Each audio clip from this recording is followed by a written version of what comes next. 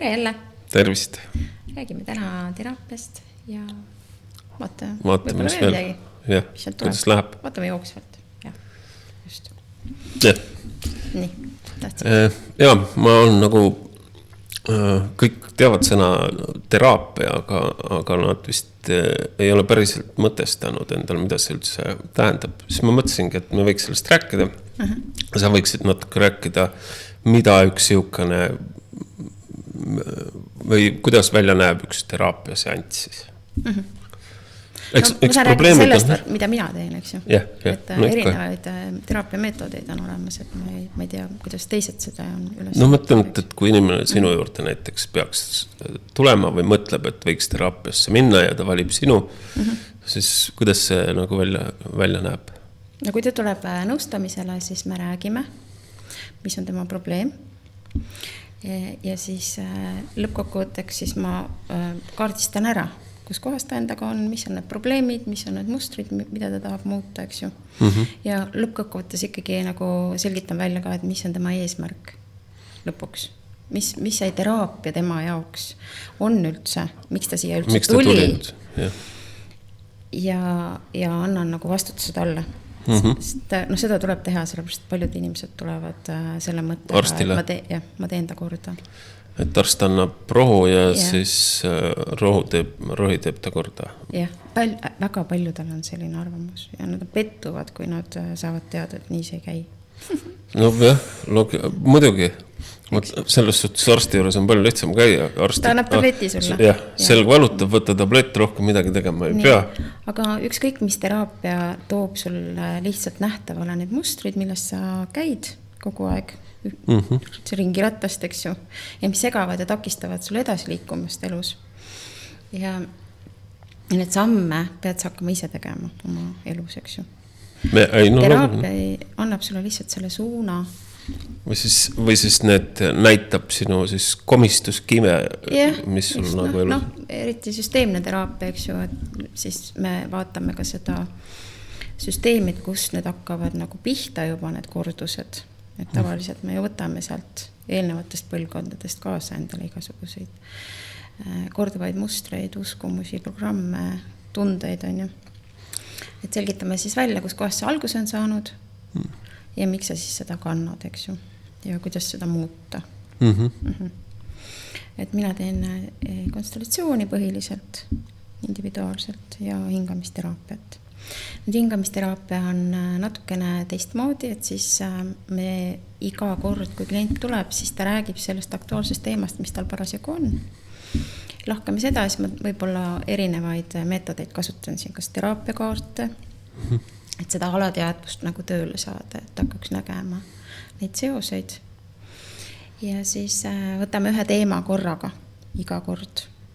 Ja siis pärast hingame siis tund aega. Isegi 1,5 tundi olen viimasel ajal teinud.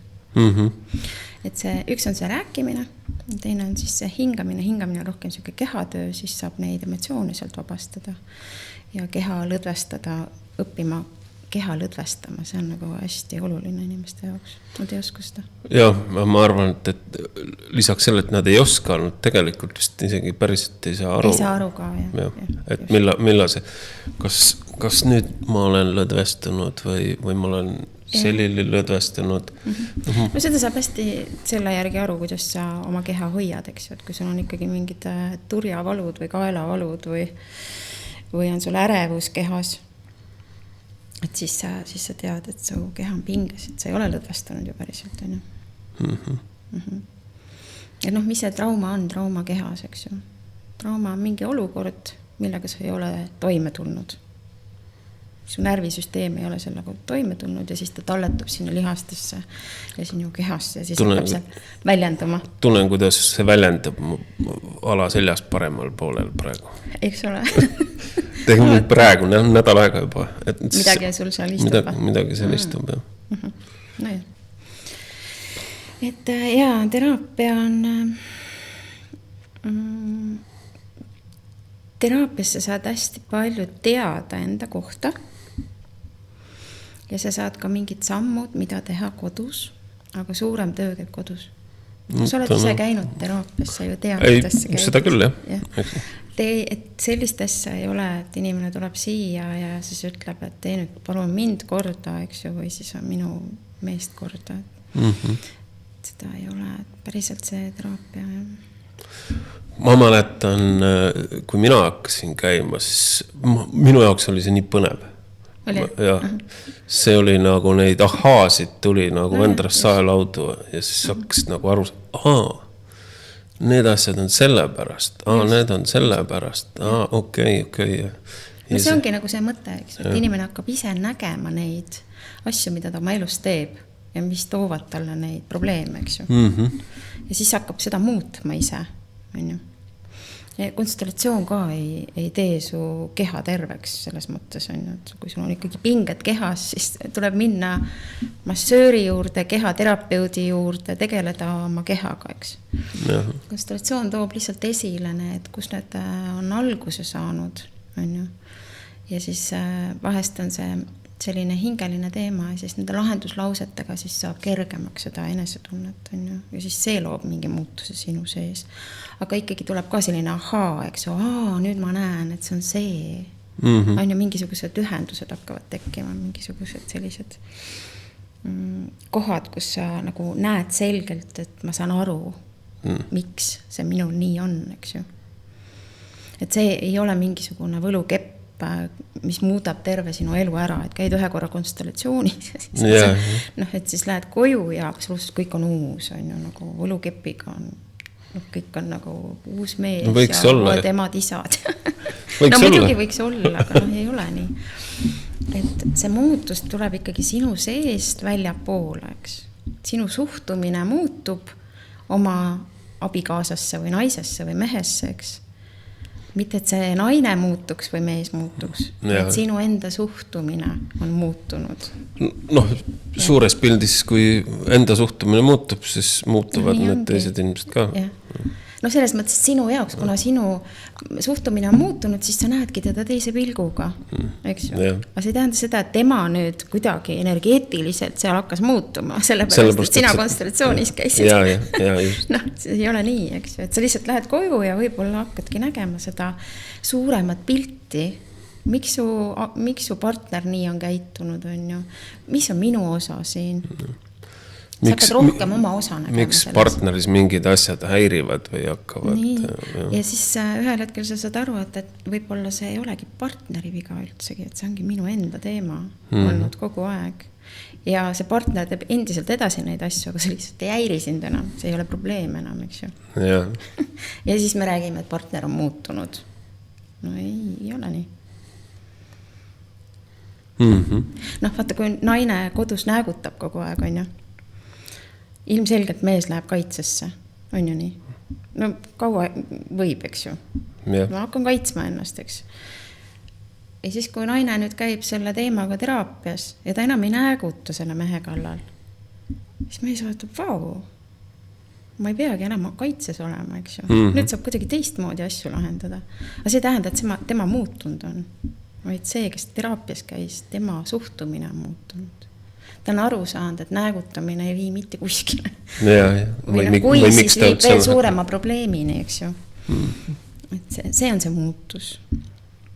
Et võib-olla osad inimesed saavad kuidagi niimoodi aru, et see konstellatsioon on mingi imetabane asi. No ikkagi ma arvan, et seal, et pannakse sinna väljale ikkagi nagu need päris teised inimesed. Ja siis tehakse nende teiste inimestega seal midagi. Ei, see ikkagi, konstellatsioon on sinu alateadvuse pilt ja sinu seest toimub töö ja protsess, kui sa seda vaatad. Niimoodi käib. Võt nii, selgitasin. Okay. Kui mitu korda peaks käima, et eks see on vist individuaalne või? See on individuaalne ja osale piisab 2-3 korrast, et aru saada. Ühest asjast siis või ühest takistusest? No sellest, millega ta tuli selle probleemiga, eks. Alati ju inimene tuleb mingisuguse probleemiga, mis tema elus on. Ja osadele inimesed, mul on olnud kliente, kes käivad ühe korra ära ja ta teeb kohe muutuse. No, aga kui sa juba ühe suure muutuse ise ära teed, siis sul hakkab kõik juba lahenema, eks ju. Osad kliendid on sellised, et käib ära ja ütleb, okei, ma tean nüüd, mis teha. läheb mingi aeg mööda, isegi võib minna mitu kuud ja siis tal on jälle mingisugune teema tulnud ja tuleb jälle selle uue teemaga, eks ju. Ja siis me siin räägime, teeme siin mingisuguseid asju, eks ju. Ja siis ta ütleb jälle, et ahah, nüüd ma tean, ma lähen koju, ma teen selle asja ära. Ma muudan ja tal ei ole vaja käia niimoodi järjest, eks ju, 10 korda näiteks. Osad inimesed on niimoodi, et nad käivad 10-20 korda, aga nad ikka on seal samas kohas. Ma arvan, et nad võib-olla ei märka võib-olla.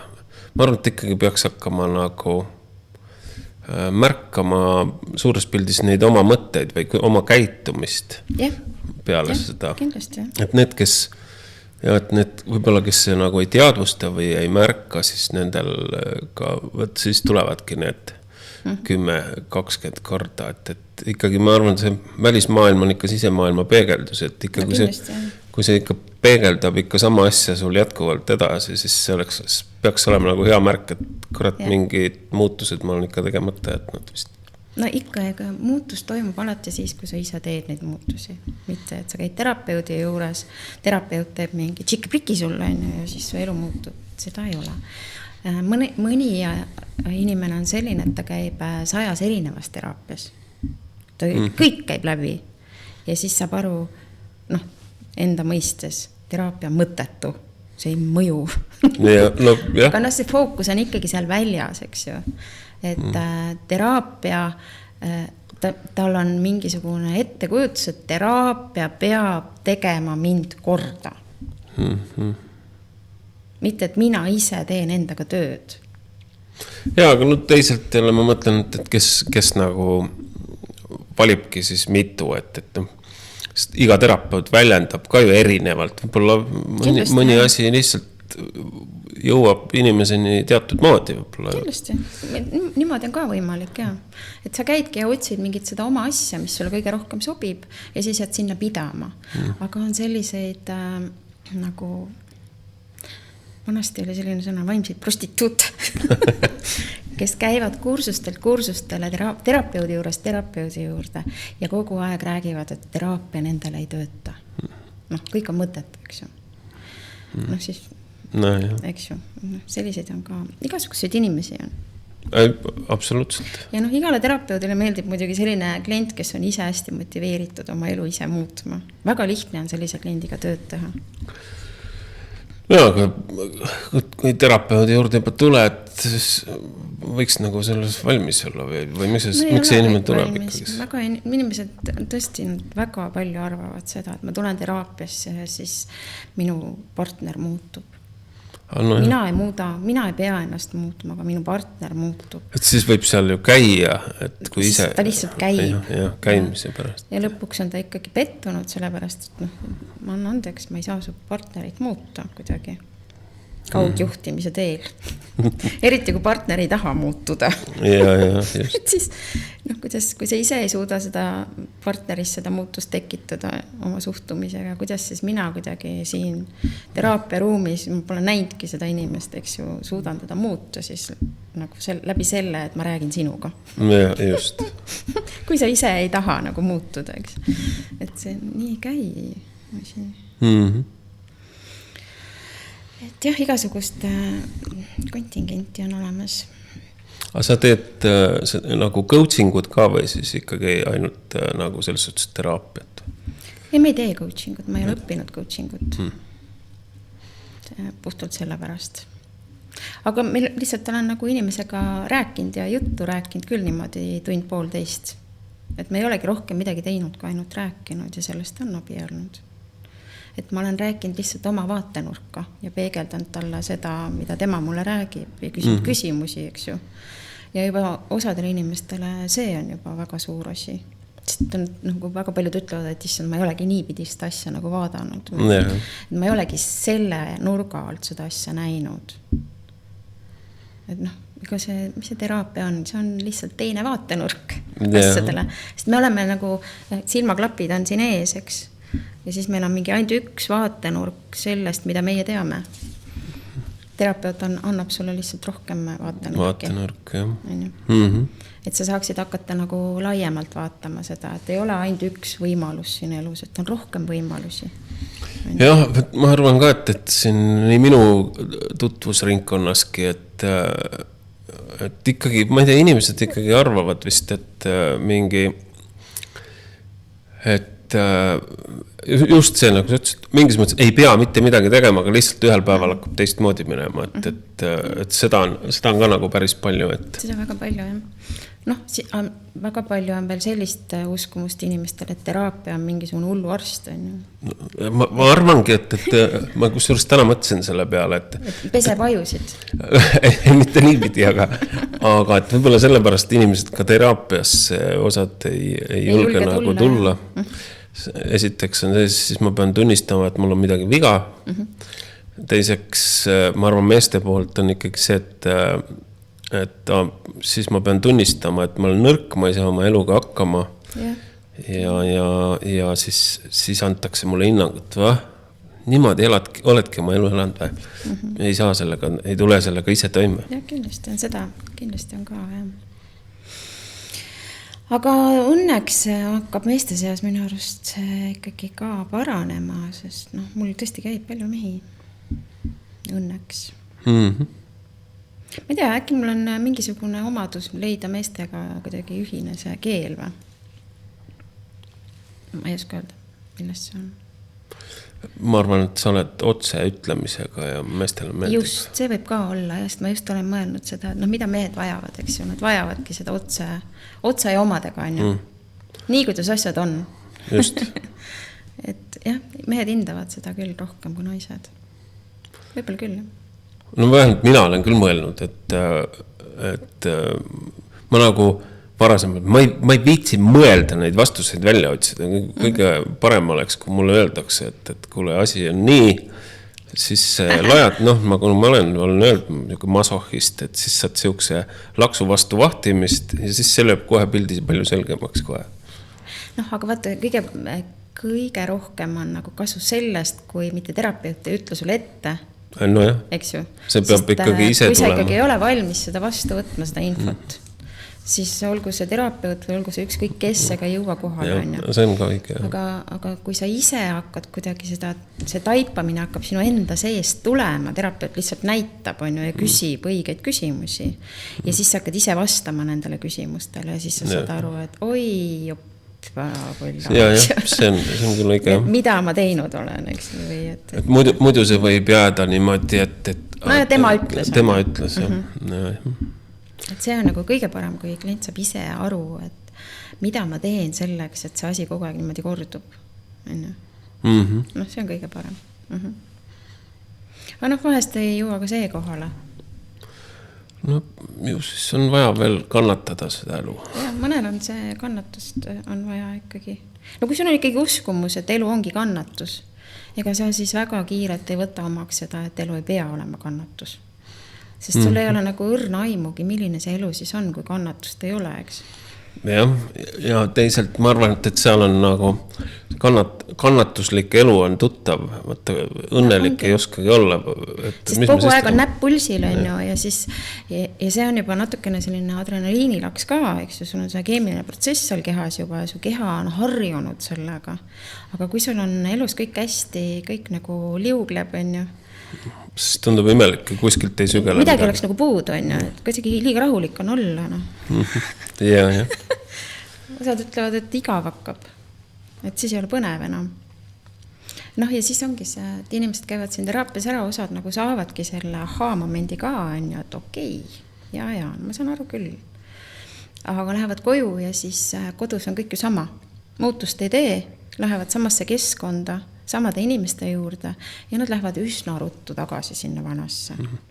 Kuigi nendel on see teadmine juba olemas, eks, aga nad ei tee seda muutust, sest see vana ikkagi tõmbab. Siis see on tuttav ja turvaline. Ja. Ma olen selles nii kaua olnud, miks ma peaksin seda muutma? Ma ei oska selles uues ennast sellega kuidagi suhestuda.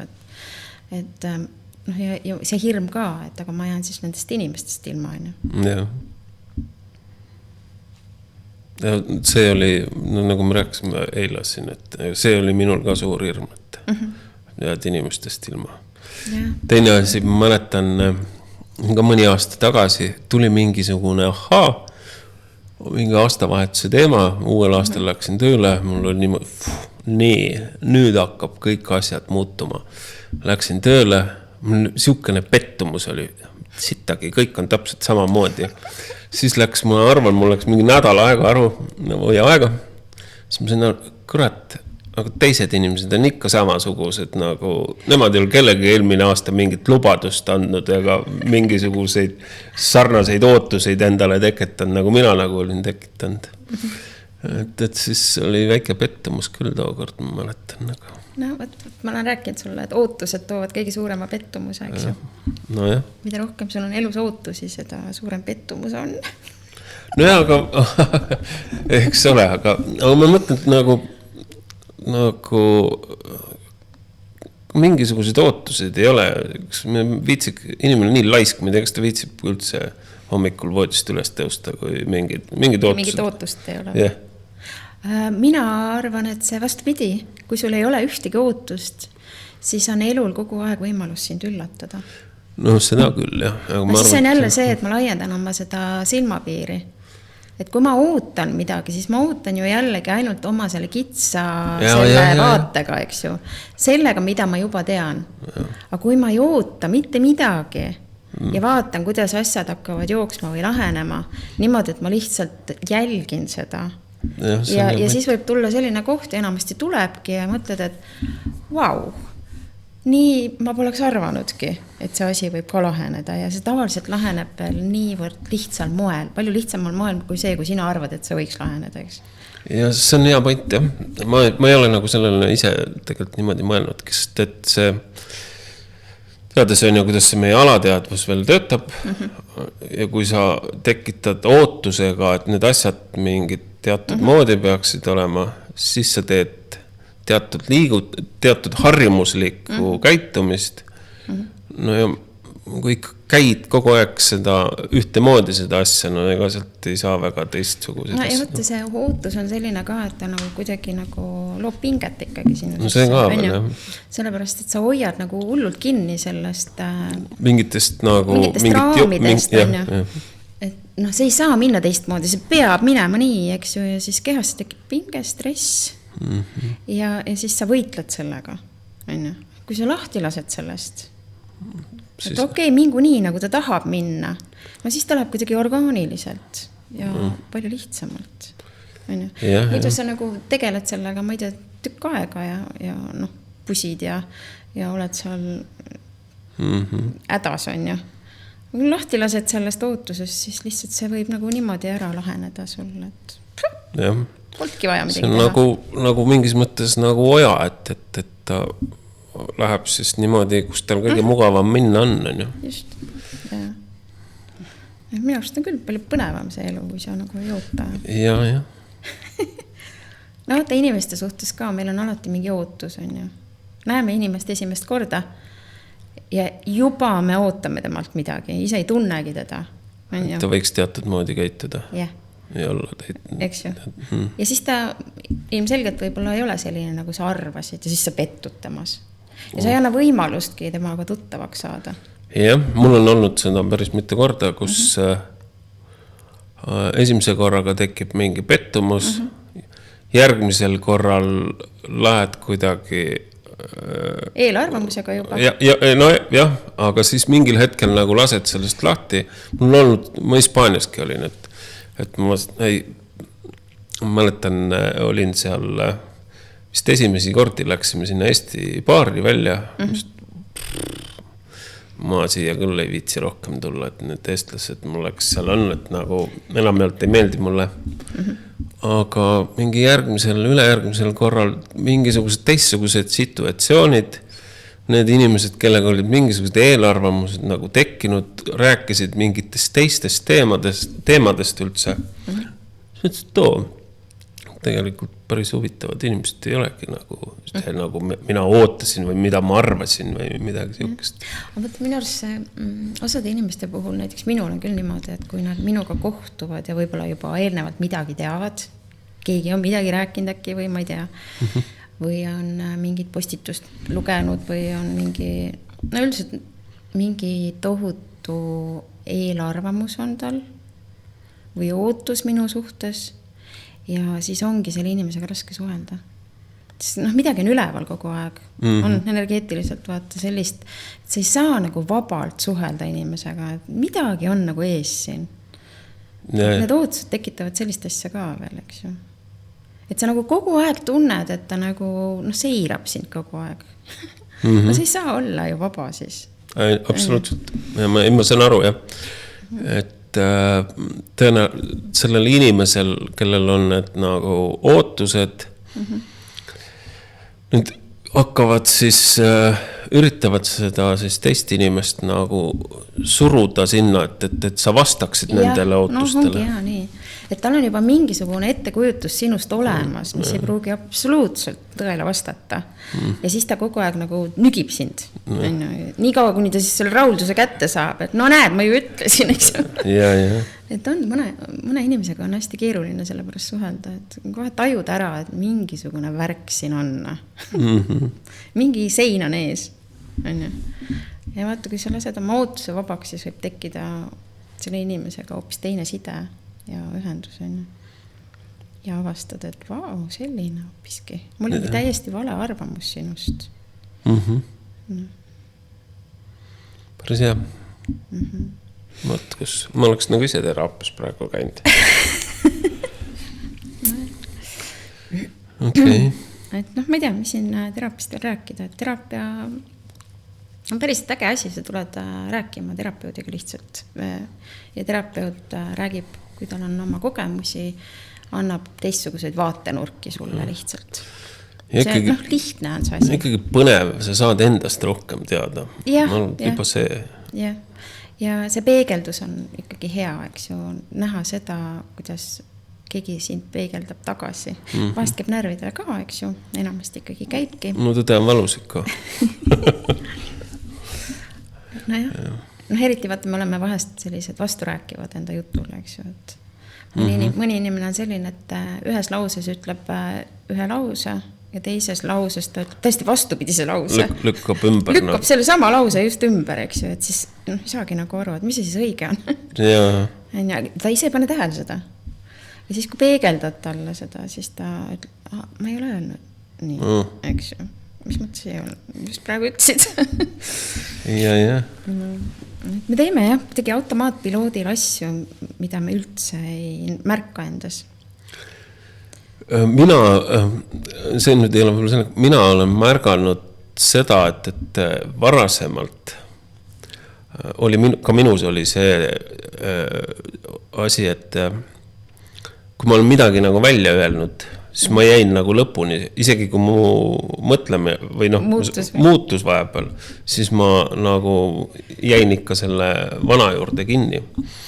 Põhimõtteliselt või? Põhimõtteliselt, jah. Mees on oma sõnade taga ju. Aga nüüd ma olen märganud iseenda mõtlemise, iseenda käitumise. Need võivad julgege väga mingit veksleid enam välja käia, sest et see, mida ma täna mõtlesin, mul kohe meenub see, et viimse reliikvia Gabriel ütles, et ma ei ole täna see, kes ma olin eile ja homme see, kes ma olen täna. Sest minu arust on nii, et kui ikkagi keegi inimene väidab, et tema absoluutselt kõike teab, no siis see inimene ei tea mitte midagi päriselt. Sest mul on endiselt selline tunne, et ma ei tea mitte midagi. Sama siin. See on mida rohkem ma kauem ma elan, seda rohkem mul on selline tunne, ma nagu vahest ei saa mitte midagi aru. Et see, me ikkagi õpime elu lõpuni kõike. Ja kõik on muutumises. Kogu aeg on muutumises. Teadus on ka muutumises kogu aeg. Ei ole 100%, et nüüd on paigal ja nüüd ongi nii. Nüüd ongi nii. Kõik muutub kogu aeg. Jah. Siin ei ole nagu mingisugust 100% tõde. Nii ta on. Ma olen selles suhtes ChatGPT-ga päris mitu korda vaielnud. Vaielnud temaga? vaielnud jah, sest see just... Mis teemadel sa vaidled? Seal on neid erinevaid teemasid, aga... Aga ei, ta lõpuks peab ikkagi tõdema see, et teadus, ta läheb nagu sellega, et teadus ütleb ühtemoodi või teistmoodi. Okay. Ma üle teaduse, kui me lähtume nagu teadusest, teadus kunagi ütles ka, et maakera on 3 selle, mis ta oli? Elevandi peal on ja ühel hetkel see muutus, või et päike tiirleb on ja ümber maa. Et jälle nagu muutus, et ja siis see kogu aeg muutub. Sõltuvalt valdkonnast ka, minu arust kõige vähem uuritud valdkond on ikkagi inimese psühholoogia endiselt, sellepärast, et seda kuidagi endiselt osad akadeemikud panevad sinna uhuu alla. Ja mis see psühholoogia, eks ju? Jah. Endiselt on väga palju seda uskumust, et mis see lapsepõlmeid ikka siis mõjutab, on ju. See on baas meil. Huvitav, kes seda väidab, et aga kust siis inimese mõtted tulevad? Õhust või? Näiteks. No, see ei tea, jah. Hea küsida nende inimeste käest, kes ütlevad, et see on kõik jama jutt, mis sa räägid, on ju lapsepõlve ei puutu üldse asjasse, eks ju. No, jah. Minust inimestel on nagu väga lihtne seda hakata lihtsalt jälgima. Et kust tulevad need mõtted, kelle mõtted mu peas liiguvad. Ja siis hakata paralleele tõmbama. Kurat, mu ema rääkis nii või? Jah, just. Mu ema on võib-olla eluaeg seda sama öelnud ja nüüd mina mõtlen nii. Enamasti see on ju nii ikkagi, on ju. Et ma arvan, et vaata kui aju, et võtame, et ta on nagu mingis mõttes nagu mingi lihas, et siis me nagu ei näe seda, et näiteks sealihatükis lihtsalt lambist tekib üks mõte sinna sisse. Ei teki ju, et samamoodi nagu sinna aiu ju ei saa ju lihtsalt liha ühe rakkude unnikusse siis tekkida lihtsalt tühja koha pealt mingit mõtet, et ikkagi need ikkagi tulevad kuskil. Me ei tea inimese hingest päriselt midagi ja seda osad ütlevad, et seda polegi olemas, eks ju. Me ei tea. No seda osa jah, ma mõtlen, et seda me jah ei tea. See ei ole ikkagi lõpuni, ajugi veel ei ole. Minu arust kuskilt ma kunagi lugesin, et me teame päriselt DNA-st ainult 24%, mida see veel sisaldab 75%, 76%, me ei tea. Aga sa kujutad ette, mis info seal on, eks ju. Ja aju on ka lõpuni uurimata, millest me räägime. Meil on kõik uurimata, kule. Meil on ookean uurimata. Enamus. Üritame sinna kosmosesse saada. Ma arvan, et see kosmos on ka meil uurimata ja ma arvan, et sinna nii väga ei saa ka. Meil on enamus asju päriselt uurimata, kõik on pinnapealne enamasti. On ju? Ja siis tehakse sellest põhjapõnevaid järeldusi või tõend. Ainult see on õige, eks ju. Ainult see, mitte midagi muud. Ja siis see käega katsutavus ja kõik see ka sinna juurde. Kui ikka käega katsuda ei saa, siis pole olemas. No võt, siis me jõuame jälle sinna, et mõtet ju ka käega katsuda ei saa, kas siis mõtted ei ole olemas. Nojah, me oleme sellest muidugi rääkinud. Jah, meil on sellest oleme rääkinud. Aga jah. Teine teema oli siis, meil tuli eile sellest mõte, rääkiks sellest ka siis. Jah, meil oli eile see konstellatsiooni töötuba siin ja siis oli üks teema tekkis siin üles, et miks tekivad armukesed. Ja üldse sellised dünaamikad, et kui näiteks on laps on läinud energeetiliselt oma vanema kõrvale partneriks ja on hästi üle seotud selle ema või isaga, siis on ju, et siin oli päris suur, lihtsalt rääkisime eile päris pikalt sellest, on ju, et miks see nii on. Süsteemselt öeldakse, et paari suhtes peab olema alati 3. Mis asja? Reegel on see, et paaris on alati 3, mitte 2. 2 on ebakindel suhe. Aga see ei tähenda seda, et see 3. peab olema armuke. Vaid lihtsalt, seal peaks olema paaris kas mingid ühised väärtused, ühised tegevused, ühine maailmapilt, midagi sellist ühist. See on see 3. koer, Mis- kass mis siis võib nagu olla, ühendab laps võib siis? olla, mis ühendab seda kahte inimest, on ju.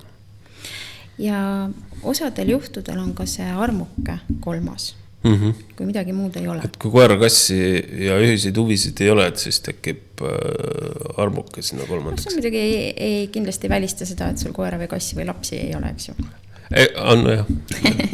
Aga lihtsalt, et see paar koos oleks, siis vahest tuleb sinna vahele see kolmas inimene. Ja miks see nii on? No, et vahest on niimoodi, et nii nagu meil siin eile see oli see, et üks partneritest on üle seotud oma emaga, eks. Ja sellest emast ei saa väga mitmel põhjusel üle ega ümber, eks ju. No seal oli see kultuuriline põhjus, on ju, usuline põhjus, pluss siis veel see kodune olukord, mis seal on, eks ju, pluss ema ohvrimeelsus, on ju. Ja siis see inimene on lihtsalt nii kinni selles emas, aga ta saab aru, et see mingi osaga me saame aru, et see ei ole normaalne, aga me ei saa ka sealt välja tulla, sest lojaalsus on nii suur emal, eks ju. Ja siis, kuna see raskus on nii suur, mida see inimene peab kandma tänu sellele, siis ta lihtsalt ühel hetkel ei tule toime sellega ja viib siis selle oma partnerile selle raskuse, eks ju. Et siis keegi, kes töötleks seda tema asemel. Aga milles see nagu siis nagu üldjuhul nagu väljendab, et nii-öelda, et see raskus on nüüd nagu kas siis pandud paarilisele? No enamasti selline raskus on, selle inimese sees on päriselt väga palju viha, rahulolematust ja frustratsiooni selle pärast. Sellises olukorras on, eks ju. Ja siis ta ei saa sealt välja astuda, aga siis ta võtab endale partneri ja siis ta lihtsalt laseb kogu selle laadungi sellele partnerile, eks ju. Need on need vaimselt vägivaldsed suhted tavaliselt. Ja armukesega on sama lugu, et kui ühel või kahel siis partneritest on oma päritolu pere või siis ka sealt tagant tulevad sugulaste dünaamikad nii rasked, mida ta kanda on võtnud. Et partner ei tule toime sellega, ise ei tule toime ja partner ka ei tule toime. Siis see raskus viiakse siis kolmandale isikule. Mõnes mõttes on siis see kolmas on siis selline nagu konteiner, kuhu siis laetakse siis jama, millega sa kodus toime ei tule. Ma mõtlen, kas see tähendab siis nagu seda, et sul tekib või inimesel tekib armuke ja siis ta räägib, et armuke selle siis kurdab, kui raske elu tal on, et siis läbi seda. Selle. No näiteks ütleme, et kui seda võib ka olla muidugi, et nad seal võib olla kiruvad, eks ju.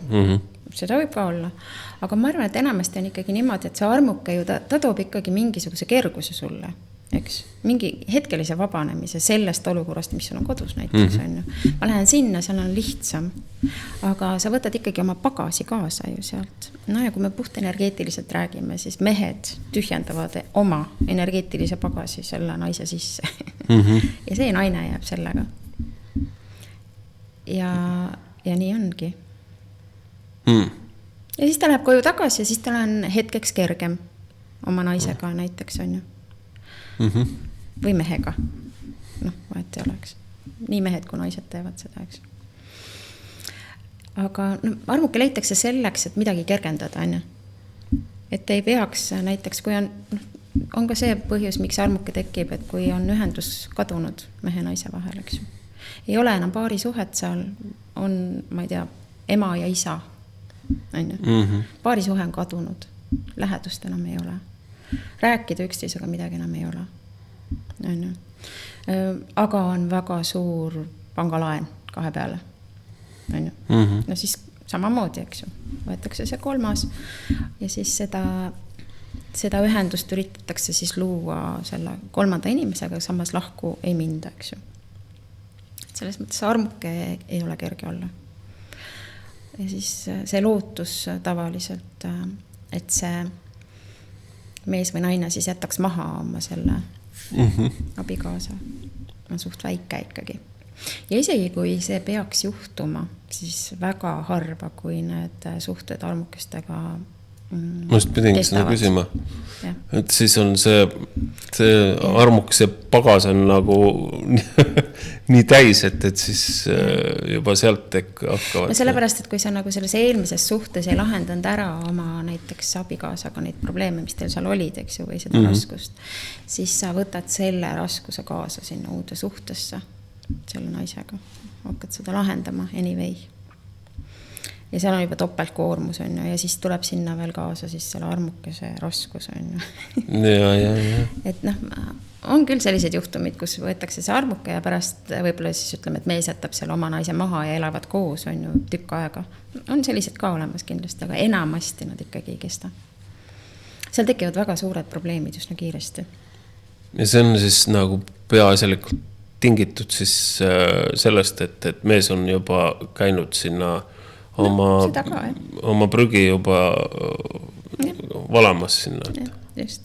See on nii äge, kui paned nagu näiteks konstellatsiooni põrandale siia see mees, naine ja siis see armuke, siis väga tihti on niimoodi, et see mitte see no nii, kärbes lendas kurku sulle või? Okay. Et siis isegi väga tihti on niimoodi, et mitte see mees ei vaata armukese poole, vaid selle mehe naine vaatab armukese poole. Sest noh, see mees kergendab selle naise raskust sellele armukesele, eks ju. Ja see on ka üks moodus, kuidas siis kolmnurk hoiab seda suhet koos päris, et see kolmas inimene hoiab seda suhet koos niiviisi. No jah, mingis mõttes kõlab nagu loogiliselt. No, minu arust väga loogiline. Jah. Sest on selliseid suhteid, kus on nagu kogu aeg on näiteks mehel armuke. Teistmoodi ei olegi. Aga naisega lahku ei lähe. Ja noh, enamasti need naised teavad seda ikkagi ka. Naised on väga intuitiivsed, nad saavad aru, kui mees vasakule paneb. Yeah. Tavaliselt ikkagi. Aga jah. Vaat selline huvitav dünamika. Aga seda on jah päris palju, kui see no võtta siis selle kui näiteks on, ütleme, mees on üle seotud oma emaga, mida on üli palju ja väga paljud mehed ei saagi sellest aru, et kuidas ma nüüd selle ema siis jätan, sest ema on mulle ju kõige tähtsam inimene siin maailmas on ju. Ja siis tuleb see naine ja siis see naine on rahul olematu, sellepärast, et ta tunneb, et noh, ta on nagu teine, sest ema on number 1 on ju. Ja. Plus veel sealt hakkab tulema seda võrdlust. Väga palju tuleb sealt võrdlust. Siis naisel on kogu aeg selline tunne, et noh, ma ei ole oma koha peal, et siin on juba see koht on kinni päriselt, on ju. Et see on niisugune väga raske koht päriselt paari suhtes, kui need emad on seal vahel, ei anna oma poegasid vabaks. Seda peaks ema tegema ikkagi konkreetselt, et andma oma pojad vabaks. Nagu loomad teevad, on ju, et aeg on tähtsad. Nüüd on sul aeg iseseisvuda, on ju, aga noh, osad emad muidugi hoiavad ka nagu oma poegi enda kõrval. Aga millest see tuleb? Mingi süütunne või millest see tuleb siis? Et emad hoiavad või? Et jäävad nagu niimoodi hoidma ja või mingi kasvatus või? No, väga tihti on nii, et kui ema on näiteks jäänud üksinda, tal on olnud mingi, näiteks selle isaga on väga traumaatiline lahkuminek, ta on endiselt veel selle isa, ma ei tea, vihane, eks ju, isa peale. Ja siis poeg näeb, et noh, ema ei saa hakkama. Emal on raske, eks ju. No, keegi peab ta ära päästma, siis noh, isa ei suutnud, no mina siis teen seda, eks ju. Ja. No ja siis ta asub seda ema sinna päästma. Ja siis see tekitab ikka väga suuri probleeme. No arvutan, jah. Aga seda on tõesti palju. No seda on rohkem kui naistel seda, et nad oleks kuskil lojaalsusest seal oma emade ja isadega. Kuigi seda on ka, aga meestel on väga palju seda emad ja pojad, eks ju. Seal on mingi teistsugune side ka. Nendele poegadele on need emad ikkagi väga tähtsad. Ja nad ikkagi väga ei saa aru sellest, et kui sa võtad endale naise, siis naine on number 1. Sest kui see naine ikkagi number 2 on kogu aeg, siis ta ühel hetkel läheb. Ja. Ma mõtlen, et noh, kas või omast kogemusest, et millegi kuradi pärast tekib ka see arusaam, et tema ei saa oma eluga hakkama ilma sinuta. Ema on nõrk, ta on ohver. Ja lapsed ju näevad ära selle. Ja no, meil on ju kogu aeg see hirm, et äkki lapsena juba me kardame seda, et äkki ema sureb ära, eks ju. Ja. Kõik lapsed teevad selle, ma arvan, ühe korra ikkagi läbi, et mis siis saab, kui ema ära sureb, eks. No eriti veel siis, kui on näiteks lahku läinud isast. Siis on ju laps on vanematest ju sõltuv, on ju. Isa läheb ära ja siis jääb ainult ema, aga mis siis saab, kui emaga ka veel midagi juhtub, on ju. Et siis ma olen ju täitsa üksi. Ja siis äkki mina siis suren ka ju ära, sest ma ju sõltun sellest inimesest, on ju. Et siis see jääb kuni sinna lõpuni see hirm siis, et ema on hädine, hädine on, kurdab kogu aeg, ta on raske elu, eks ju. Yeah. Kõige hullem on see, mida vanemad teevad oma lastele, on see, et nad on nagu väga hädised. Sest aru, see on nagu, see tekitab lapses sellist süütunnet, mu ema ei ole õnnelik, järelikult ma pean ta siis ise õnnelikuks tegema. No sul ei õnnestu see mitte kunagi, sest ema peab ise ennast õnnelikuks tegema. Yeah. No see on täiskasvanud inimene, eks ju. Aga siis see ongi see siuke manipulatiivne ka, on ju. Et tema lihtsalt annabki kogu aeg neid signaale, et ma ei saa hakkama, kui ma üksi jään. Ja siis need pojad seal istuvad selle ema kõrval. Ja vahest on ka niimoodi, et ega nad ennem sealt ära ei tule, kui see ema on siis lahkunud elust. Aga see võib juhtuda alles siis, kui sa oled 60 aastane, eks ju.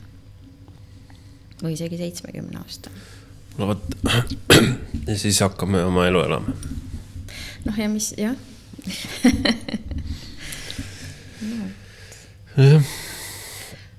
Okei. Siuke värk on nende armukestega. Armuke olla ei ole tore. Jah, aga ma arvan, et see on... Kui sa oled liiga teadlik, mida see tähendab. Ja. Et kui sa oled armuke, siis sa tead, et see mees oma naise raskust toob sulle. Ikkagi sa kaldud sinna ühele poole. Äkki on hoopis armuke... No võtke seda niimoodi, et naine või mees. Ja, ma lihtsalt räägin kogu aeg näiteks, nagu toon neid mehi, sellepärast, et seda on ikkagi statistiliselt, ma arvan, rohkem, et meestel on need armukesed. Kuuldes, rääkides, mõeldes siin paari päeva tagustele vestlustele, siis ma ei ole selles üldse enam nii kindel. Miks? Miks? Plus see jääb. Ei, ma olen täitsa kindel selles, et mehed on juba bioloogiliselt üles ehitatud päriselt selliselt, et nad kuidagi nagu ajavad neid naisi. Ei, nende põhifookus on sellel, et püsiks elu maal. No võt, jah, alateadlik on ju, et peaks kogu aeg seemendama ringi on ju. Jah, just. Saagu neid lapsi palju. Muidugi on naisi ka selliseid, aga ma arvan, et ikkagi suurem enamus on mehed. Sest mehed on vaata emotsionaalselt kinnisemad ka ja nad, kui on ikkagi väga palju raskus sellel naisel sealt tagant ja naine kannab seda koormat hästi, siis emotsionaalselt meestel on raske. Ja nad ei ela ka väga palju välja neid emotsioone, eks ju. Ja see on ka üks põhjus, ma arvan, miks nad lähevad sinna otsima seda kergust sinna selles kolmandas naises. Naised rohkem räägivad ja emotsioneerivad, tunnevad, eks ju, lubavad endal tunda. Vaatavad filmi, nutavad. Ja, just. Et naistel on rohkem lubatud selles osas, et siis nad ei... Ja naistel ei ole ka, vaata, nagu see just eile ütlesid, et oli, mida sa nägid? Statistiliselt seal keegi naistest ütles 85%, et nemad loobuksid seksiks. Mis asi see oli? Räägi uuesti. See oli seal, see oli mingisugune saade. Siis see naine läks saatejuhi juurde, ütles, et kui sa peaksid valima 3 asja vahel, armastus, seks ja raha, millest sa oleksid valmis loobuma. See mees mõtles, ütles raha. Mees oli see, kes ütles? Jah, mees ütles raha. Ja siis saatekülaline oli naisterahvas, ütles, et ja, ma arvasin, et sa seda ütled. Aga millest naised, siis mees ütles, kurat, ma arvan, et ma tean seda vastust. No naised 85% loobuksid seksist. Loobuks seksist, jah. Ja siis veel lisas sinna lõppu, et mehed mõelge, kui te loobute rahast, kui palju te siis üldse seksi saaksite, kui teil raha ka ei oleks? No täpselt. No just. Et jah. Nii ta on. Et naisi puhtalt seksiga kinni ei hoia, eks? Jah, ei vist. Mehi veel saab hoida kinni, sest meestel on see kuidagi olemuslikult tähtsam kui naistel. No see näitas, et statistiliselt, et nad on ikkagi valmis loobuma rahast. Jah. Aga seks on päriselt selline asi, mida meil ei ole. No ta ei ole nagu meie baasvajadus. Me täitsa elame ilma seksita. Oled sa kindel? Täielikult. See ei ole selline asi, et kui sa nüüd seksi ei saa, siis sa sured ära. See ei ole meie baasvajadus.